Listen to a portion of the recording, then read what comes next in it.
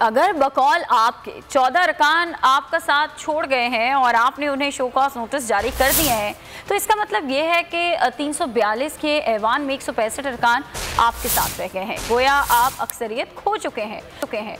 मरीम नवाज का रद्द अमल। ट्वीट में लिखा कि आप वज़ीर आज़म के मनसब का अखलाकी, कानूनी और आइनी जवाज़ खो चुके हैं। आप इक़्तिदार से चिपकते रहने का फ़ायदा क्या है।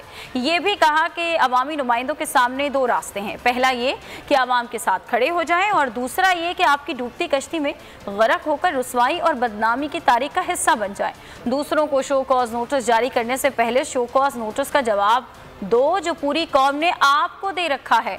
आपने पूरे पाकिस्तान को गुर्बत, महंगाई, बेरोजगारी और बदअमनी में धकेल कर अपनी जमात के किस रुकन को इस काबिल छोड़ा है कि वो आवाम का सामना करे।